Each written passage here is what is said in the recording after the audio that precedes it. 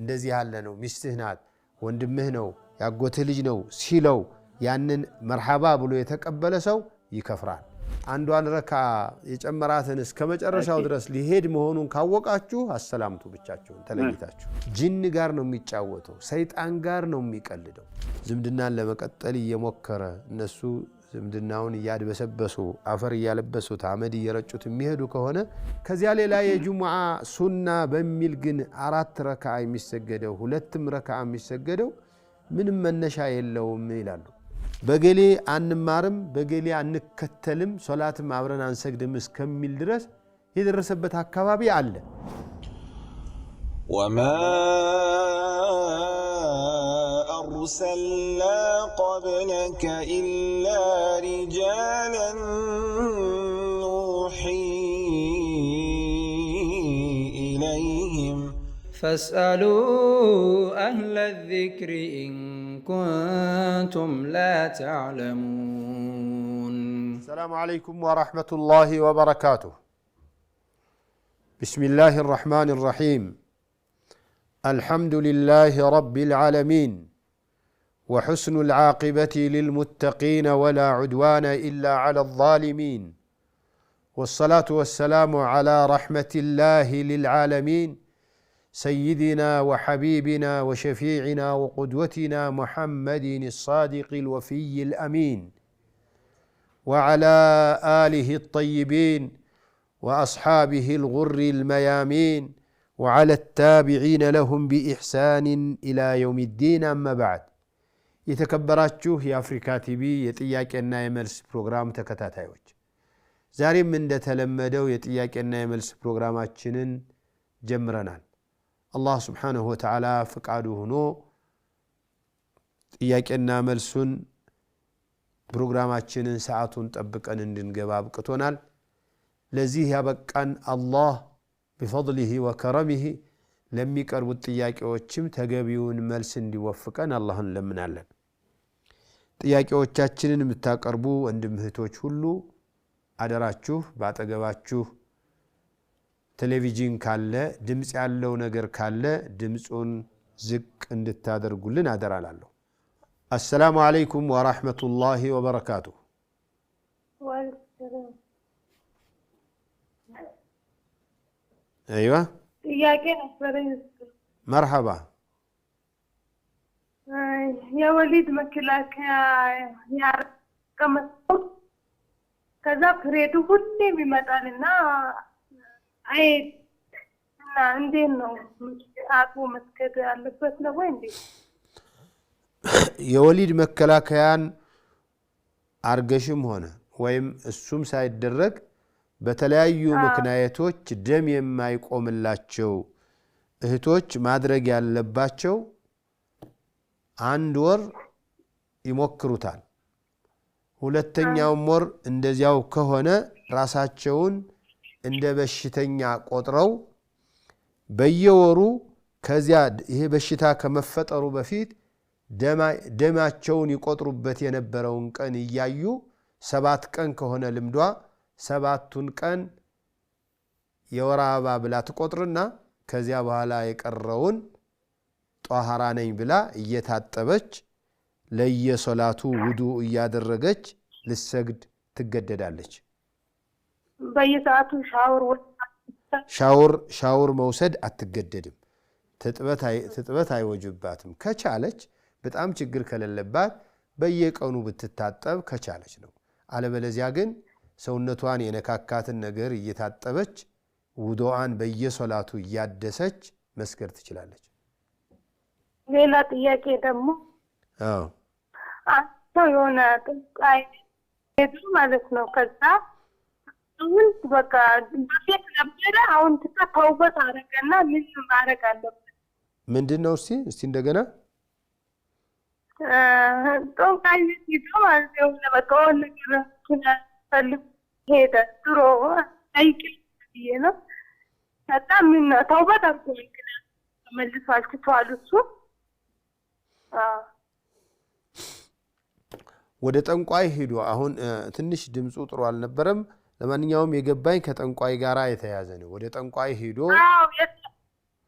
ጠንቋይን ያለውን እንግዲህ ሁለት አይነት ነው ሂዶ ጠንቋይ ያለውን ተቀብሎ ተግባር ላይ ያዋለ ሰው ይከፍራል ከእስላም ይወጣል من أتى كاهنا فصدقه بما يقول فقد كفر بما أنزل على محمد صلى الله عليه وسلم نبي እንደዚህ ይላሉ ጠንቋይ ጋር ሄዶ ጠንቋይ ያለውን ያመነና የተገበረ ሰው ያመነበት ሰው ለምሳሌ የሰረቀው ማን ነው ባክህ ንገረኝ ብሎ ሲሄድ እንደዚህ ያለ ነው ሚስትህ ናት ወንድምህ ነው ያጎትህ ልጅ ነው ሲለው ያንን መርሐባ ብሎ የተቀበለ ሰው ይከፍራል ጠንቋይ ጋር ሄዶ ጠንቋይ ያለውን ሳያምን የቀረ እንዲህ ያለኝ እኮ ዝም ብሎ ነው የታባቱ ምን ያውቃል ካለ አይከፍርም 40 ቀን ሶላቱ ተቀባይነት የለውም አላህ Subhanahu Wa Ta'ala ገፋር ነውና መሐሪ ነውና ተውበት ማድረግ ይጠበቅበታል ያኛው ግን ሚስቱንም እንደገና ኒካሁ ማሰር አለበት እንደገና ሸሃዳ ማድረግ አለበት ሙስሊሞቹ ከሙስሊም ሴቷ ከሆነች የሚሄደችው ነግራ በመክፈሬ የተነሳ ኒካህ ተበላሽቷልና ኒካህን መልስ ብላ ባሏን መንገርና ማሳመን ግድ ይላል ጀዛከላሁ ኸይር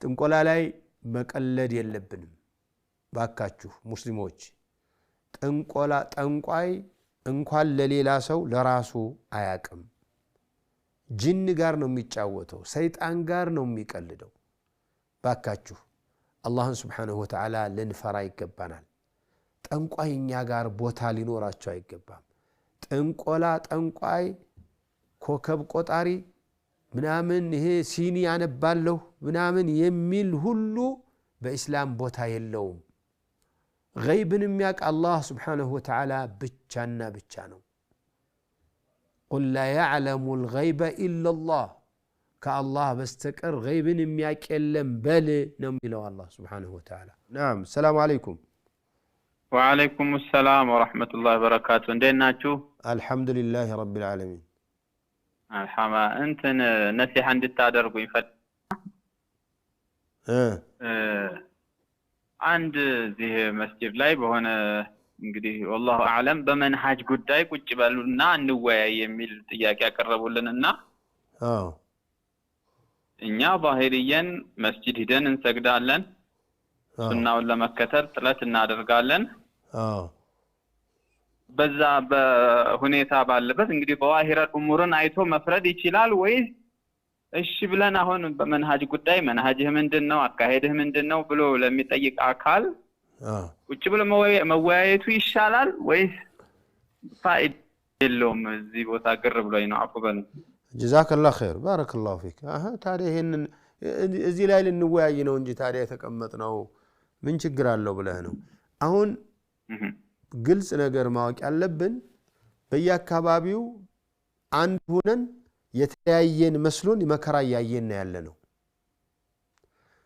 ሁላችንም በአንድ እስላም ይሄርነ በአንድ መንሃጅ ይሄርነ ሁላችንም አንድ አይነት ቂብላ አንድ አላህ ያመነ በአንድ ነብይ እየተከተልን በአንድ ቁርአን እየተዳኘን የተለያየን መስሎን ምንጨናነቅ ሰዎች አለን ለምሳሌ የመንሃጅ የዚህ መንሃጅ ተባብሎ ቡድን ፈጥሮ ይሄ የገሌ መንሃጅ ኡስታዝ ነው ይሄኛው የሌላ መንሃጅ ኡስታዝ ነው እስከመባባል ደርሶ በገሌ አንማርም በገሌ አንከተልም ሶላትም አብረን አንሰግድም እስከሚል ድረስ የደረሰበት አካባቢ አለ ይሄን ታውቃለህ አንተ የሰማኸኝ ነው ስለዚህ እሺ ተቋርጧል እሺ ጥያቄውን የሰማችሁ ወንድም እህቶች እንደዚህ ያሉ መንሃጆችን ቁጭ ብሎ ከማስተናገድ በፊት ዑለማዎች ጋር መድረስ መቻል አለባችሁ ዑለማዎቹን አናግሩ የአካባቢ ዑለማዎችን نعم السلام عليكم ورحمة الله وبركاته السلام عليكم السلام ورحمة الله وبركاته ايش ጥያቄ ነበረኝ እሺ مرحبا ባለቤቴ ጋር ያው መስማማት አልቻልንም ነበርና ከቤት ወጥቼ ወደ ሌላ ሰዎች ጋር ሄጄ ነበር እነዛ ሰዎች ደግሞ አናገሩት ደውለው ጠፍታ መታለች እኛ ጋር ምናምን አሉት። ከዛ እሱም አይ አልፈልጋትም ተዋትን ያልፈልጋትም እቃ የላኩት እቃ አለ ወደ ኢትዮጵያ ከሷ ጋር እሱ ኢትዮጵያ ሲገባ ኒካዋን አወርድላታለሁ አልፈልጋትም አለ ማለት ነው። አይዋ ከዛ ቤተሰቦቻችንም ለማናገር ሞክረው ነበረ። ለምንድነው ማተስማሙ ሲባል አይ አልፈልግም እቃዬ ኢትዮጵያ እንዳይገባ ኒካውን አወርዳለሁኝ አለ። እቃው ደግሞ ኢትዮጵያ ከገባ በኋላ እቃውን ቆጥረው አስረከቡት ቤተሰቦቼ። ኒካውን አውርድ ሲባል ደግሞ ከዛ በኋላ ስልክ ማንሳታው እኔም ሳናግረው ቀስ በይ ምናምን ኢንሻአላህ ፈታሻለሁ ምናምን ይለኛልና ብዙ ሰዎች ኒካው ይወርዳል ምናምን ይሉኛልና እውነት ይወርዳል? አይወርድም። አሁን አንቺ እንዳልሽኝ አማርኛ ከሆነ የተናገረው አይወርድም። ሲገባ ፈታታለሁ ከሆነ ያለው ሲገባ ፈትቻታለሁ ካለ ግን ይፈታል። ይሄን እቃ ሲገባ እቃዬ ድረስና ነው ያለው። እቃዬ ድረስና ፈታታለሁ ነው ያለው። ከዛም በተለያዩ ሰዎች ደግሞ የኔና የሷ ነገር አልቋል ክላስ እያለው ያወራል ማለት ነው። አይ አልቋል ማለት የመስማማት እድል አብሮ የመቀጠል እድል የለም ለማለት እንጂ ሙሉ ተፈተሻል ማለት ስላላደለ እቃ ኒካሽ አልተፈታም። እቃው ከገባ በኋላ ፈታታለሁ ብለህ ቃል ገብተህ ነበረ ፍታኝ ብለሽ አሁንም ጥያቄውን ጠንከር አድርገሽ መቀጠል ነው ያለብሽ። ሶብሪ ነው የሚለው እንግዲህ ሊታረቅ ፈልጎ ሊያባብልሽ ፈልጎ አንቺ ብትመለሽለት ፈልጎ ሊሆን ይችላል። አይ ወይም ደግሞ ሊያጉላላሽን ፈልጎ ሊሆን ይችላል። ምንም ይሁን ምን ከቤተሰብ ጋር እንደተጀመረ ይጠየቅ። ፍች ግን ተፈትቻለሁ ብለሽ በዚህ እንዳታምኝ። ጀዛከላሁ ኸይር ጠይብ ባረከላሁ ፊክ። السلام عليكم ورحمة الله وبركاته. وعليكم السلام ورحمة الله وبركاته. نعم. ጥያቄ ነበረኝ። እሺ ሰላትን በፋቲሃ መስገድ እንዴት ይታያል? ሶላትን በፋቲሃ ብቻ ማለት ነው? ነው ፋቲሃ መቅራት በሶላት ላይ ለማለት ነው? በፋቲሃ ብቻ ቀርቶ መስገድ። ፋቲሃን ከቀራሽ መቅራት ያለብሽን ግዴታውን ቀርተሻል። ብትጨምሪ ጥሩ ነው፣ ባትጨምሪ ግን ሶላትሽ ምንም እንከን የለውም። ጀዛከላሁ ኸይር። ባረከላሁ ፊክ። السلام عليكم. وعليكم السلام ورحمة الله وبركاته. مرحبا. ጥያቄ ኡስታዝ ብቻ እዚህ ጁማ ሶላት ትምህርት ቤት ነው የምንሰግደውና ጁማ ሁጧ ምናምን የለውም። ጁማን አርገን ሁለት አርገን ነው የምንሰግደው ወይስ ልክ እንደዚሁ ሶላት አራት አርገን ነው የምንሰግደው? ለምን በኹጥባ መስገድ አልቻላችሁም? ለምን ኹጥባ አታደርጉም? አይ ከዛ ትምህርት ቤቱ ያኔ የሚፈቅድ አይደለም። ኹጥባውን ይከለክሏል። ምሳ ስንወጣ የሆነ ቦታ ድብቅ ብለን ነው የምንሰግድ እኮ። እዚያች የተደበቃችሁበት ቦታ ቆም ብሎ አንዳችሁ ከመሃላችሁ ትንሽ ኹጥባ አድርጎ ለምን ጁሙዓ አትሰግዱም? ተሎ ስለሆነ የሚደወልብን ያን ያህል ጊዜ የላችሁም። ስለዚህ ዙሁር ስገዱ።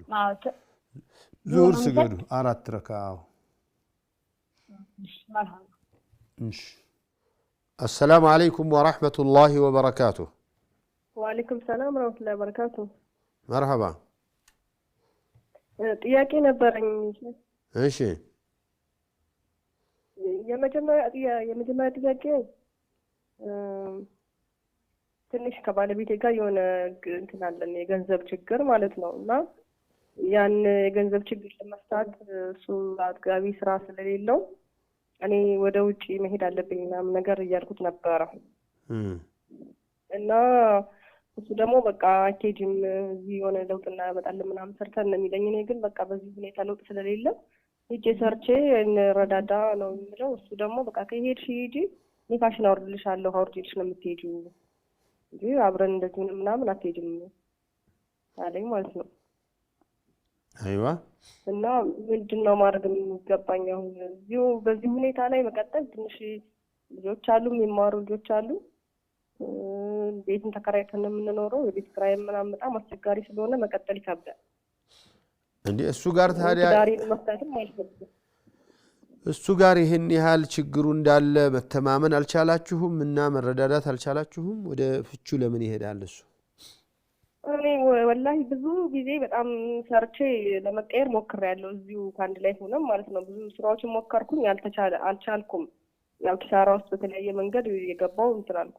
እሱ ደግሞ ያው ብዙ አይደለም፣ ሹፌር ነው፣ ቤት ኪራይ አለ፣ ምን አለ ወላሂ ምንም አልተቻለም። እና የሆነ አንድ እንትን አለው አንድ የውርስ ምናምን ነገር ማለት ነው። ወይ እሱን ሽጥና ከቤት ኪራይ እንገላገል፣ ወይ ደግሞ ልሂድና ሰርቼ እንቀየር፣ ወይ አብረን እንሄድ፣ ወይ እኔ ልሂድ አንተ ልጆችን ያዝ ነው የኔ ፍላጎት። አብራችሁ ብትሄዱ ልጆቹ ማን ይዛቸዋል? ትልቅ ልጅ አለ፣ 18 ዓመት የሞላው ልጅ አለ። እሱ እኔ ይዛለው እናቴ ሂጂ አንቺ ሰርተሽ በቃ መቀየር አለብን ነው ያለው። የ18 ዓመት ልጅ ምኑን ይይዛል? አላህ ይድረስላችሁ እንጂ። ለማንኛውም እኔ ይሄ የፈትዋ ነገር አይመስለኝም። የሽምግልና መረዳዳት ቁጭ ብሎ መወያየት ያስፈልጋል። የአንቺ ችግር የእሱ ችግር ነው፣ የእሱ ችግር የአንቺ ችግር ነው። እሱ ለምን አትሄጂም እንዳለ ኒካህን ይዘሽ ለምን አትሄጂም እንዳለ ገብቶኛል፣ እኔ ይገባኛል። ወንድ ነኝና በወንድነት ሲሰማ ኒካህ ያላት ሴት እንዴት ልኬ አሰራለሁኝ፣ እንደምንም ብዬ ራሴን መሸፈን አለብኝ፣ አላህ መፍትሄ ያመጣልኛል ነው። አንቺ ደግሞ የሁሉ ተሞክሮ መፍትሄ አልመጣም፣ መፍትሄ ሌላ ነገር ካልሆነ በስተቀር የሚል ነው። ይህንን ቁጭ ብሎ እናንተ መወያየትና መፍታት ነው። ሁላችሁም ዱዓ አድርጉ። አላህ በዚህ መካከል ደግሞ መፍትሄ ሊያመጣ ይችላል። እስቲኻራ ስገጂ፣ ከዚያ እሱን ቁጭ ብለሽ ጓደኞቹ በቤተሰቡም ቢሆን ማሳመንና መግባባት ነው። ሳትግባቡ መሄድ የለባችሁም። መለያየት ሳትፈልጉ ልትለያዩ ነው እና በመለያየት መፍትሄ አያመጣም። በጋብቻ መፍትሄ ያላመጣን አላህ በተፋታችሁ መፍትሄ ያመጣል ብለሽ እንዳታስቢ። እሺ፣ ሁለተኛ ጥያቄ ደግሞ ነበረኝ። ሀይድ ሁን አንዲት ሴት ተስቢህ ማድረግ አትችልም? በተስቢህ ትችላለች። ምን ይከለክላታል? ችግር የለውም። አዎ። እሺ፣ አንድ ሶስተኛ ጥያቄ ልድገም ወይስ? ድገሚ፣ ምን ችግር አለው? ቤተሰብ የባሌ ቤተሰቦች ማለት ነው በጣም ትንሽ እንደዚህ ያው ነገር ወሬ ምናምን ነው ሲመጡ ስንገናኝ ማለት ነው። አሁን እነሱ ጋር ለመለየት እኔ ዝምድና ለመቁረጥ እየመሰለኝ ይፈራለሁ። እሱ ጋር እንዳይገናኙ ምናምን ዝምድና እንዳልቆርጥ እየሰጋው በጣም ብዙ ጊዜ እየቻልኳቸው ነበረ። ግን አንዳንድ ጊዜ ከአቅሜ በላይ የሚሆኑ ነገሮች ይፈጠራሉ። አሁን ይሄን ብተው እንዴት ነው ዝምድና መቁረጥ የሚሆንብኝ? ላላ አንቺ በጣም ጠንክረሽ መቀጠል ያለብሽ ይሄ ዝምድና ሊያስቆርጥ የሚችለውን ነገር በሙሉ እንዴት አልፋለሁ ብለሽ ነው አሰብ ያለብሽ። አላህ ሱብሓነሁ ወተዓላ እንደዚህ ያሉትን ሰዎች ዝምድናን ለመቀጠል እየሞከረ እነሱ ዝምድናውን እያድበሰበሱ አፈር እያለበሱት አመድ እየረጩት የሚሄዱ ከሆነ የአላህ ጥበቃ አይለያችሁም ብለዋል ነቢ ዓለይሂ ሰላቱ ወሰላም። ስለዚህ ፈተናው እሱ ነው እኮ አንዱ የትዳር ዓለም በባል ይፈተናል። አንዷ በሌላ በባል ዘመድ ትፈተናለች፣ አንዷ ደግሞ በሌላ ነገር ትፈተናለች። ብቻ የትዳር ፈተናው አንዱ ይሄ ነው። ባልሽ ይወድሻል፣ ባልሽ ጋር ጥሩ ነሽ፣ ባል ዘመዶች ጋር ግን አይንና አፈር ትሆኛለሽ። ይህንን እንዴት ታልፊያለሽ? ከትዳሩ ፈተናዎች አንዱ ነውና ጠንክረሽ ማለፍ አለብሽ። ሁልጊዜ ማስታወስ ያለብሽ የምታገኘውን አጅር ነው። የምታገኘውን አጅር እነዚህ ዘመዶች ባለማለያየቴ፣ ባለመጣላቴ፣ ከነሱ ጋር ባለማጋጨቴ ባሌን የማገኘው አጅር ምን ያህላል ብለሽ ስታስቢ ይህን ሁሉ እንድትረሻ ያደርግሻል። አላህን ደግሞ መለመን ነው። ወደ ሽርክ ምናምን የሚሄዱ ቢሆኑ ለምሳሌ ወደ ሽርክ እሱማ መንገድ እኮ ነው። ወደ ሽርክ፣ ወደ ሸክ፣ ወደ ኒፋቅ፣ ወደ ኩፍር የሚሄዱ ሲሆን ደግሞ እሱ ጋራ ቁጭ ብሎ ተመመካከር፣ ማውራት፣ እሱ ጋራ ማስረዳት። በዚህ ጉዳይ ላይ እኔ ለራሴ እፈተናለሁኝ፣ እኔ ለራሴ ሸክ ውስጥ ለምን ገባለሁ፣ እዚህ ውስጥ ለምን ገባለሁኝ። እንግዲህ እነሱን ቢቻል እነሱን ማስተካከል ማዳን ነበረብን። ካልቻልን እንኳን ራሳችንን ማዳን አለብን ብለሽ መቋቋም አለብሽ። እሱ አይፈልጋቸውም፣ በቃ እንዲመጡም አይፈልግም፣ እንዲደርሱበትም አይፈልግም። እሱ እንደውም በእኔ ግፊት ነው እስካሁንም የቆየው። ብዙ አይፈልጋቸውም እሱ።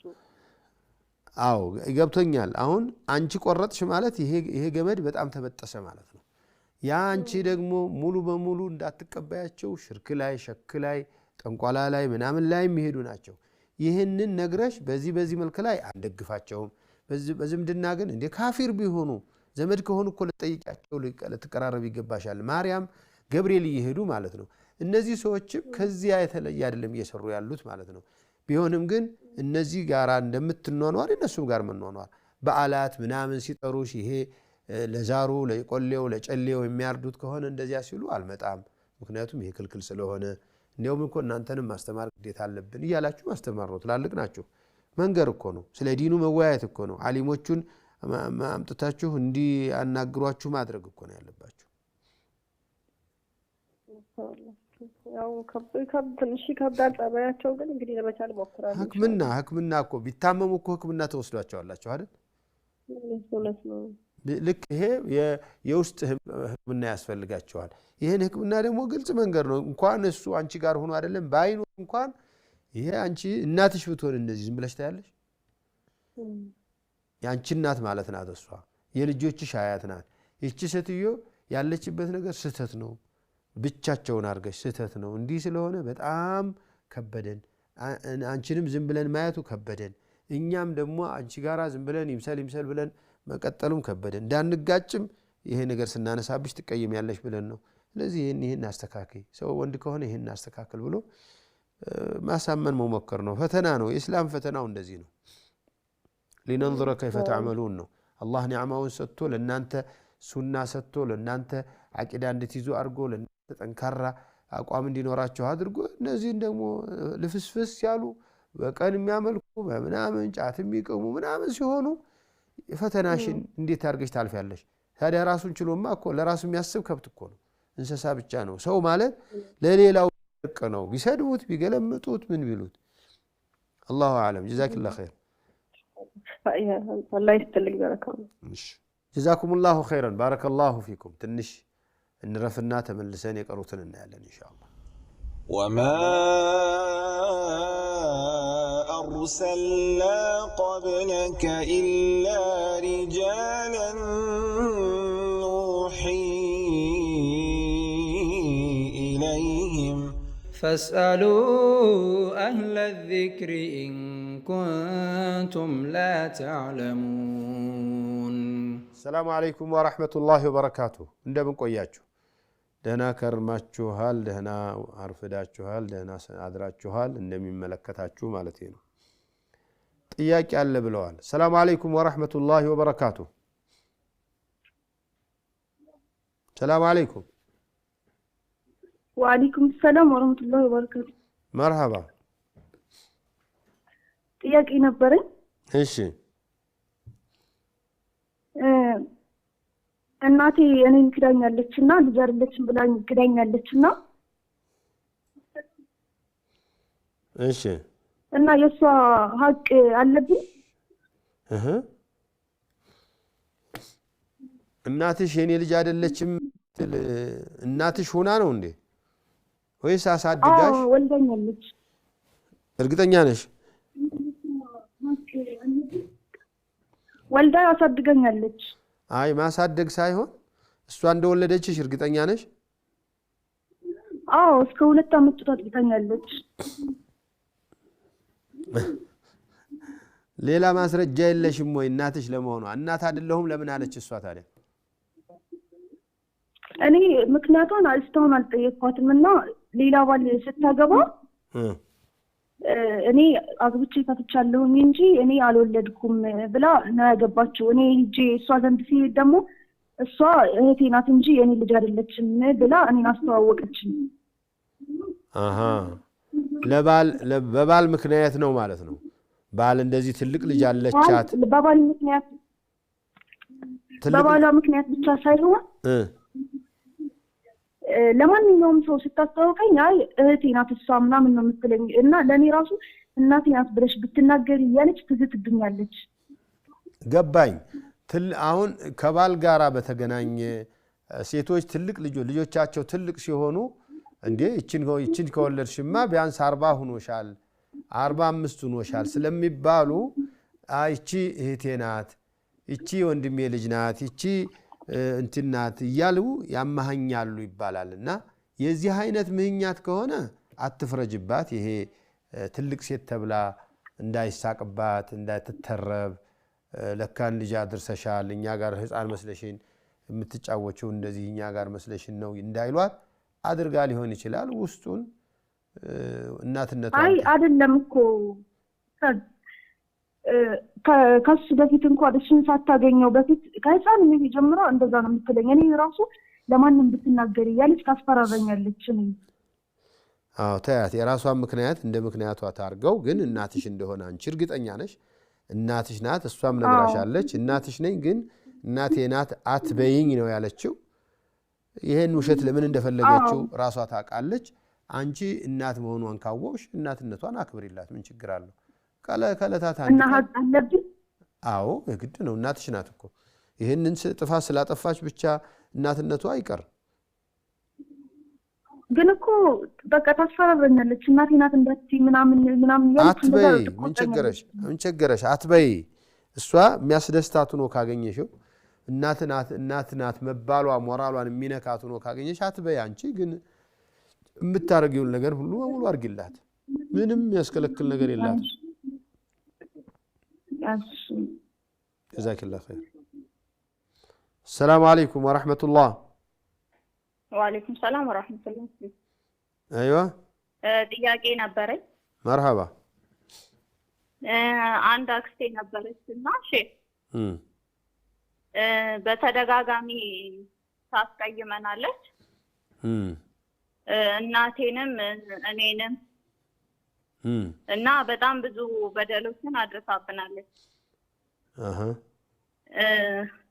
እና እኛ በቅርብ ጊዜም በጣም ክፉ ንግግር ተናግራን ምናምን ሄዳ ለአላህ ብለን ይቅር ብለንሻል አልናት እና ደውለን፣ ከዛ ግን እሷም ጋር መሄድ አቆምን። እኛም ጋር አትመጣም ማለት እኛ ጋር እንዳትመጣ ነግረናል።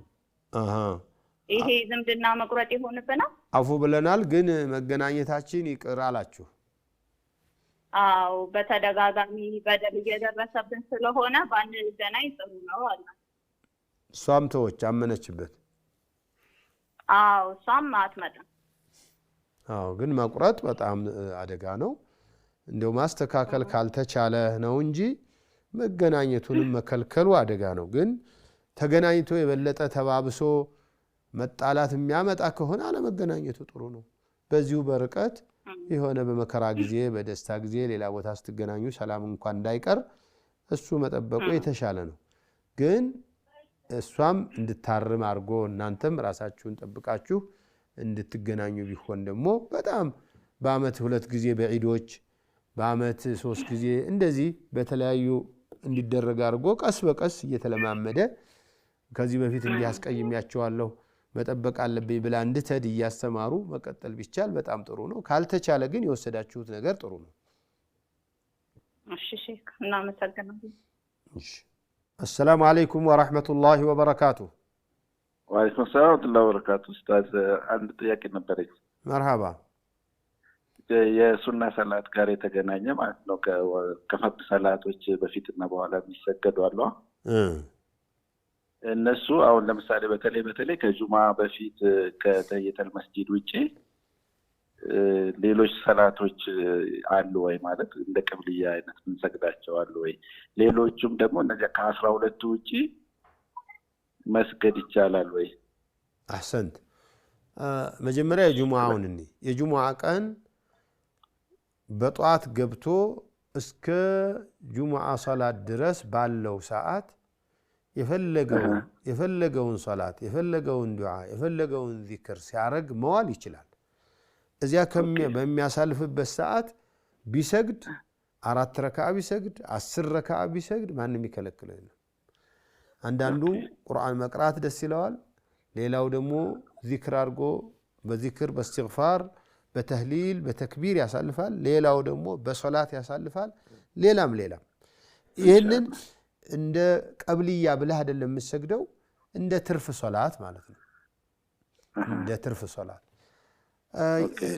እኛ ጋር አሁን የተለመደው የሀገራችን የጁሙዓ ሶላት ላይ ሰው የሚገባው አብዛኛውን ጊዜ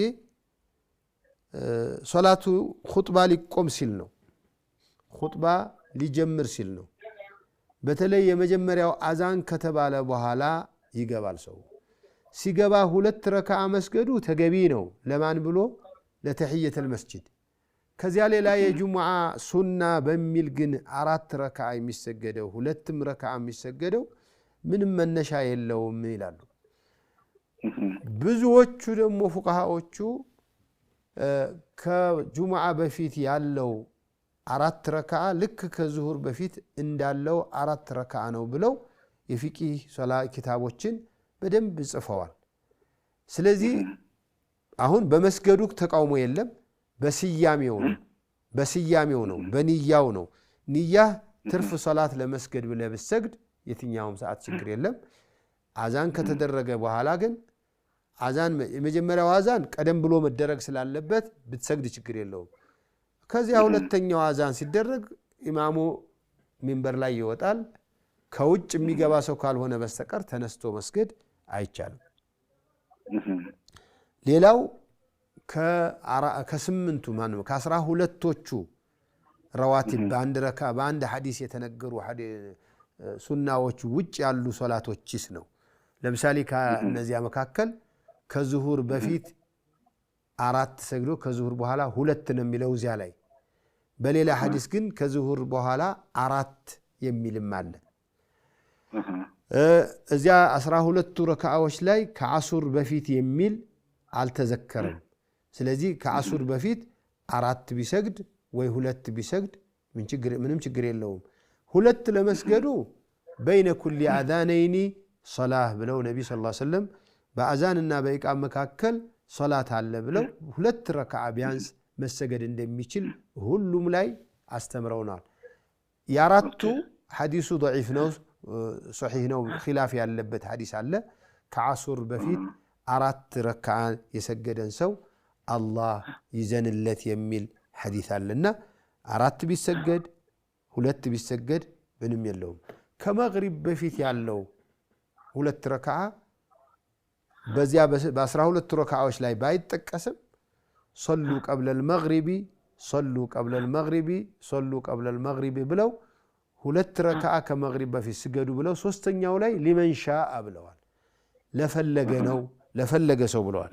እንግዲህ የፈለገ ቢሰግድ ተቃውሞ የለም ነው። ነብዩ ሰለላሁ ዐለይሂ ወሰለም ይሰግዱ ነበር ብለውናል። የነብዩ ሰሃባዎችም ይሰግዱ ነበር። ነብዩ ያዩአቸው ዝም ይሉ ነበር። ከመግሪብ በፊት ያለው ከኢሻ በፊት ያለው ሌላ ምንም ሐዲስ ማስረጃ አላቀም። ግን በአዛንና በኢቃም መካከል ሶላት አለ የሚለው ሐዲስ የኢሻን አዛንና ኢቃምም ስለሚያካትት ከኢሻ በፊትም ቢሰገድ 2 ረካዓ ቢሰገድ የሚያስከለክል የለውም። ጀዛከላሁ ኸይር። ጀዛኩሙላሁ ኸይር። ሰላም አለይኩም። ወአለይኩም ሰላም ወራህመቱላሂ ወበረካቱ። ሰላም አለይኩም ወራህመቱላሂ ወበረካቱ። ወአለይኩም ሰላም ወራህመቱላሂ ወበረካቱ። ሰላም ነህ ሼካ? አልሐምዱሊላህ ረቢል ዓለሚን። አልሐምዱሊላህ ረቢል ዓለሚን። ብዙ ጥያቄ አለኝ። ስንት ነው የምትፈቀደኝ? 3 ነው 4? ስንት አለህ አንተ? እስከ 8 ነው። በቃ 4ቱን ስጠኝ ለዛሬ። طيب 4ቱን እስቲ እሺ ተሎ በል። እሺ አንደኛ አንድ ሰው በተለያየ ምክንያት ወይ በህመም ወይ ከወለደች ማለት ነው ሴት ጾም ውስጥ ሳጾም ሙሉ 30ውን ያ ቀዳውን ሳይከፍል ሁለተኛ ረመዳን ከደረሰ ምን ማድረግ ትችላለች? ቀዷ ማውጣት ነው ያለባት እንጂ ሌላ ምንም ተጨማሪ ሂሳብ የለባትም። ረመዳን ደረሰ 2 ረመዳንን ቢደርስ 3 ረመዳንን ቢደርስ ዋናውን ተጾምና ከዚያ በኋላ የቀረውን ያለፋትን ቀዷውን ታወጣለች ሲመቻት። እሺ አሁን ረመዳን ከገባ ያ ረመዳን ምትጾመው የቀዳ ይባላል ማለት ነው? ላ የረመዳን አሁን የዘንድሮውን አልጾመችም፣ ቀዷ አለባት። እሱን ሳትጾም የሚቀጥለው ረመዳን መጣ፣ እሱን ትጾማለች፣ ረመዳኗን ትጾማለች። ቀዷውን ግን ከረመዳኑ ኋላ ትጾማለች ማለት ነው። ጀዛኩሙላሁ ኸይረን። ሁለተኛ ደግሞ አስካሩል መሳ አስካሩል የጠዋትና የሌሊት ዝክር አለ አይደል? አዎ። ከዛ አንድ ዝክር ረዲቱ ቢላሂ ረባ ወቢልኢስላም ዲና ወቢሙሐመድን ሰለላሁ ዐለይሂ ወሰለም ነብያ የሚል አላት። አዎ። እቺን ዝክር 2 ሰዓት በኋላ መደረግ አይቻልም ወይ? ምን ወሬ ተማም መቼውም ሰዓት ብትል ችግር የለውም። ግን ከአዝካር الصباحና ከአዝካር المساء አብረህ ትለዋለህ ነው። ከዚህ አዝካር المساءና አዝካር الصباح ውጪ ባለው ጊዜ ረዲቱ ቢላሂ ረበን ወቢልኢስላሚ ዲና ወቢሙሐመድን ሰለላሁ ዐለይሂ ወሰለም ነቢየን ወረሱላ ልትል ትችላለህ፣ ትጨምራለህ።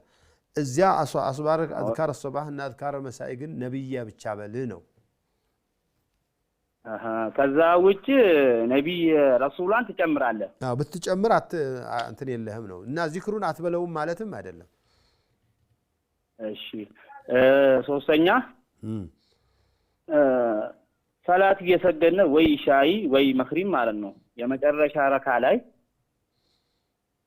ኢማሙ ተሳስቶ ከቆመ ማለት ነው ሱብሃንአላህ ስንል አይሰማም፣ ይቆማል። ኢሻ ነው የሚሰግደው። እኛም ተነስተን አሁን ለምሳሌ መክሪብ 3 ረካ አለ፣ የመጨረሻ ነው። ወደ 4 ተነሳ። አተያቱ ኢማሙ ተነስቷል። አትነሱ፣ እናንተ አትነሱ፣ ዝም ብላችሁ ጠብቁት። እሺ እሱ ደግሞ ረካን ጨርሶ ከተቀመጠ አተያቱ ላይ እሱ ነው የምንጠብቀው ወይ ሰላታችን? እሱ ወደ እሱ ሊጨርስ ሱናውን ማለት እቺ አንዷን ረካ የጨመራትን እስከ መጨረሻው ድረስ ሊሄድ መሆኑን ካወቃችሁ አሰላምቱ፣ ብቻችሁን ተለይታችሁ። ጀዛኩሙላህ ኸይር። ያገባሁት ሚስቴ ማለት ነው የሷ ጎረቤት አንድ ልጅ አለ። እሱም ከሌላ እናትና ከሌላ አባት ነው ተወለደ። ግን ሁለታችሁ አብረ የሷም እናት ጡት አጥተዋል። እነሱ ማገባት ክልክል ነው፣ ልክ እንደ ወንድም ማለት ነው። ሚስቴ የልጁን እናት ወይ አባትና ወይ ወንድም ደግሞ እጅን ትሳማለህ ወይ ትይዛለህ ማለት ነው። ቆይ ያንተ ሚስትና የጎረቤት ልጅ አብረው ጠብተዋል? አዎ። ማን ጋር ነው የጠቡት? ልጁ እናት ላይ ነው፣ አንተ ሚስት እናት ላይ ነው? ሁለቱም ከጊዜ ተቀያይሮ ማለት ነው። ያቺም ይቺ አጥብታለች፣ ያኛውም ይቺኛው አጥብታዋለች። እሺ አዎ። ስለዚህ ሁለቱም ቤት እነዚህ ልጆች ሁለቱም ቤት ያሉት ልጆች ወንድሞቻቸውና እህቶቻቸው ናቸው። ማንም ጋር ሄደው ሰላም መባባል ይችላሉ። አጅነቢ አይደሉም፣ መተያየት ይችላሉ።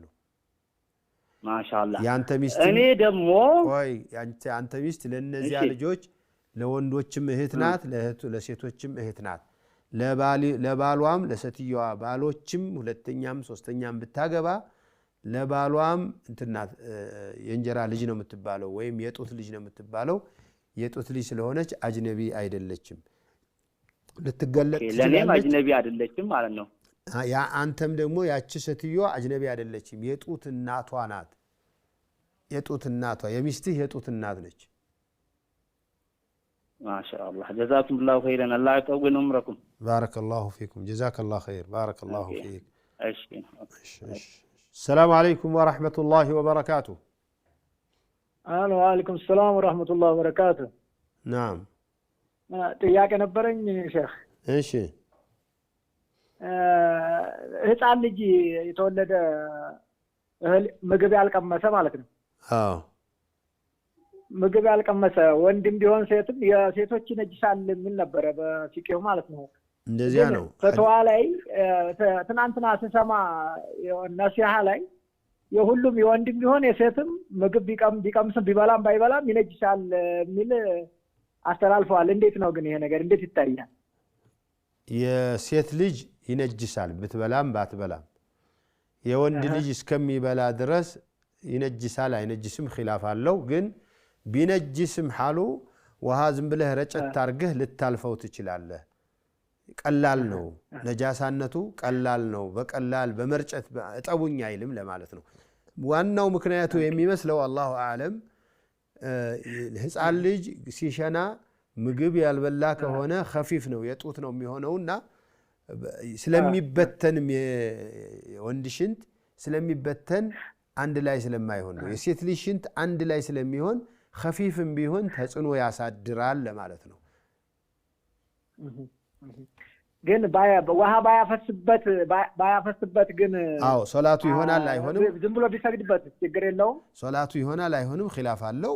አለማድረጉ ጥሩ ነው፣ ግን በመስገዱ ሶላት ይበላሻል አንለውም። አድርጎ ካገኘን ግን እንዳያደርጉ እንመክራለን። ባረከላሁ ፊኩም ጀዛኩሙላህ ኸይር። ባረከላሁ ፊክ አላህ ይሕፈዝኩም።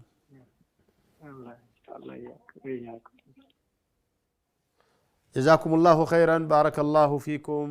የዛሬ የጥያቄና መልስ ፕሮግራም እዚህ ላይ ያበቃል። በሚቀጥሉት ቀኖች ኢንሻአላህ በሌላ ፕሮግራም እስከምንገናኝ ደህና ሁኑ። ወሰላሙ አለይኩም ወራህመቱላሂ ወበረካቱ። وما